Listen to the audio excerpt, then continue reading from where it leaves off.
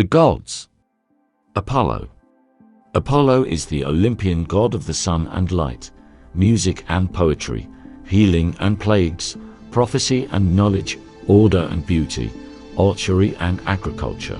An embodiment of the Hellenic ideal of Kallikratia. He is harmony, reason and moderation personified, a perfect blend of physical superiority and moral virtue. A complex deity who turns up in art and literature, possibly as often as Zeus himself. Apollo is the only major god who appears with the same name in both Greek and Roman mythology. The origin of the name Apollo is still not properly understood. Many Greeks seem to have supposed that it stands for destroyer, but this was only one of the many suggestions. Redemptory, purifier, assembler, and stony. Modern scholars disagree with most of them, with the majority linking Apollo's name to the Greek word apella, which means a sheepfold, and which may suggest that Apollo was originally merely a protector of the flocks and herds. However, in time, he evolved to become a multifaceted god, adored all over Greece as the perfectly developed classical male nude, the kouros. Beardless and athletically built, he is often depicted with a laurel crown on his head and either a bow and arrow or a lyre and plectrum in his hands. The sacrificial tripod, representing his prophetic powers, was another common attribute of Apollo, just as few animals linked with the god in various myths: wolf, dolphin, python, deer, and swan. Apollo was in charge of so many things that, naturally, even his more famous epithets are numerous. As a sun god, he was called Phoebus, or bright.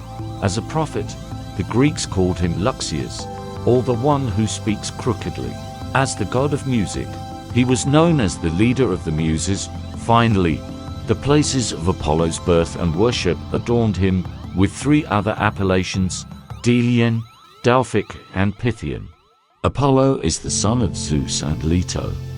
As one of the numerous Zeus lovers, his mother incurred the wrath of Hera, who sent the mighty serpent, Python, to pursue Leto throughout all lands and forbade her to give birth anywhere on solid earth. Nobody would accept a pregnant Titaness except for the island of Delos, where Leto first delivered Artemis while balancing her body on an olive branch. Afterward, Artemis helped her mother deliver Apollo as well.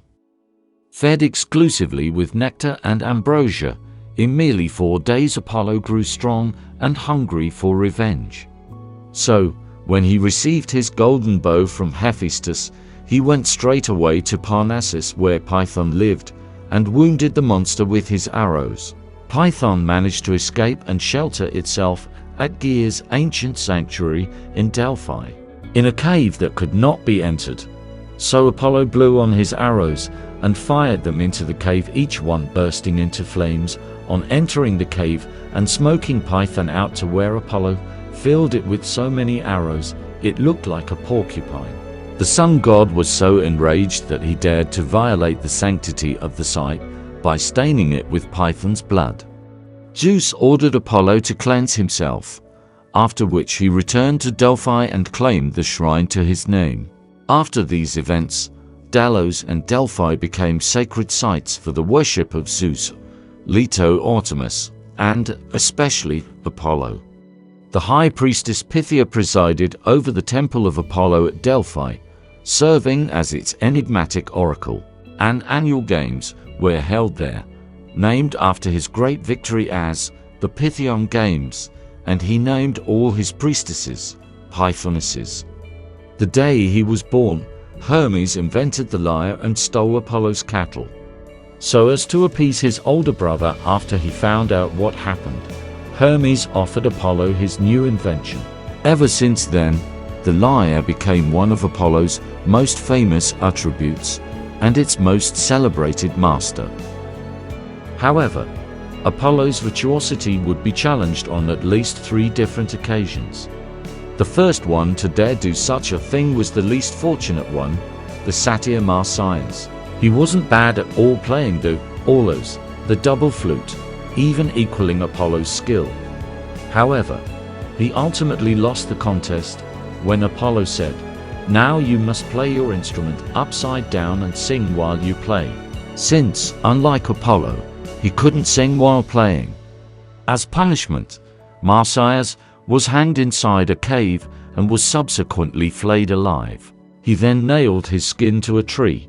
A stream gushed from the tree's roots and became a river. On the banks of that river grew reeds which sang softly when the wind blew, and the people called the river Marsyas, and that is still its name today. Fortunately for him, Pan survived unscathed after challenging Apollo and almost unanimously losing the contest. Midas, however, the only judge who deemed that Pan was the better player, got what he deserved, ass's ears. Since he obviously lacked human ears for music in the first place, Apollo was of the opinion they'd suit him best. Cinyras, the king of Cyprus and a great flute player, didn't learn anything from these two episodes. After losing his contest against Apollo, he was either killed by the god or committed suicide.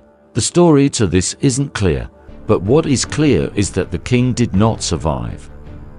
Apollo was loved by both gods and humans, women and men, and, more often than not, he loved them back as well. However, as it often happens, the most famous of his love affairs are the ones which didn't end well. All crows were white back then. They were good lookouts and quick to tell tales.